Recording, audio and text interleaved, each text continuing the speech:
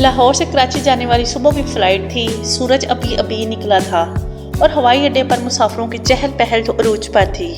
जहाज़ का कैबिन मुसाफिरों की बातचीत और सामान रखने की आवाज़ों से गूंज रहा था। एयर होस्टेस नौरीन मुस्कुराते चेहरे के साथ सबको सीटों पर बैठाने और सीट बेल्ट बांधने की हदायत दे रही थी।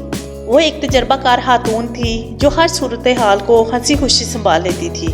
अचानक गेट से एक शख्स अंदर आया जो सबकी नज़रों का मरकज़ बन गया।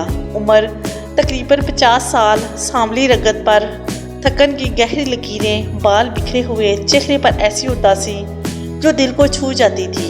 इसने पुराना कोट पहना था जिसके नीचे कमीज़ का ऊपरी बटन खुला हुआ था।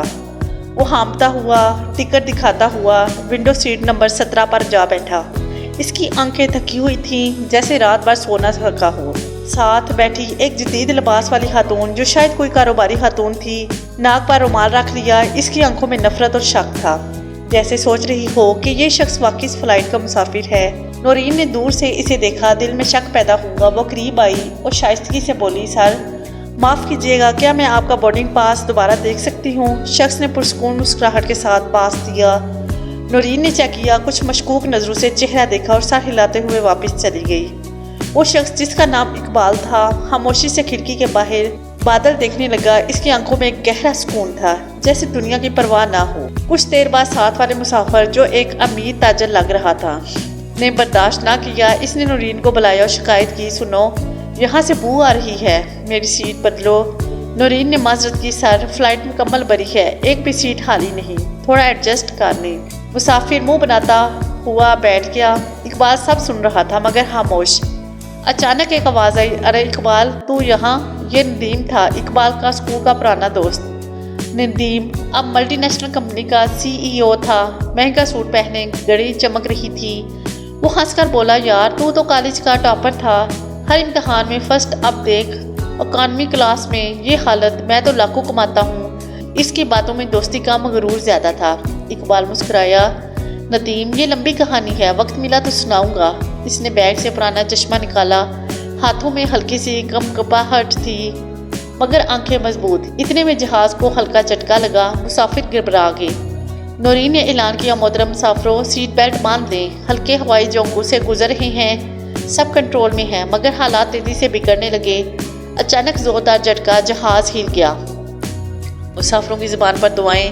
केबिन का दरवाज़ा खुला, नौरीन दौड़ती हुई आई, चेहरा खौफ से सफ़ेद। जी कोई डॉक्टर है, बहुत ज़रूरी। एक दरमियानी उम्र का शख्स डॉक्टर फ़ाखद उठे। जी मैं डॉक्टर हूँ। वो कॉकपिट की तरफ गए, कुछ देर बाद वापस आए, परेशान चेहरे से बोले, पायलट को स्ट्रोक हुआ, बेहोश है, उड़ा नहीं सकता। केबिन में सन्नाटा, बाहर खौफनाक तूफान, अंदर बीमार पायलट। को पायलट केबिन सलीम अकेले संभालने की कोशिश कर रहे थे। नौरीन की आवाज़ कांपती हुई, कोई जहाज उड़ा सकता है, हालात संगीन हैं। सबके चेहरे खौफ से पत्थर। नदीम चीखा, ये बकारी जहाज उड़ाएगा, हम सब मर जाएंगे। मुसाफिर एहतजाज करने लगे, इस फकीर को क्यों? नौरीन झिझक कर पूछा, सर वाकई उड़ा सकते हैं? इकबाल पुरस्कून बोला, हाँ 10 साल पहले उड़ाया था, अब भी कोशिश कर सकता हूँ। इसकी आवाज़ में इतना यकीन था कि सब खामोश। कॉकपिट से सलीम की आवाज़, अगर तजर्बाकार है तो जल्दी भेजो। इकबाल उठे, चाल में मजबूती, एतमाद चमक रहा था। कॉकपिट में दाखिल हुए, पैनल देखा, हेड सीट लगाया, कराची कंट्रोल कैप्टन इकबाल हुसैन बोल रहा हूँ, पायलट बीमार, इमरजेंसी लैंडिंग की ज़रूरत। नाम सुनते ही सलीम हैरान, इकबाल हुसैन वो लेजेंड पायलट?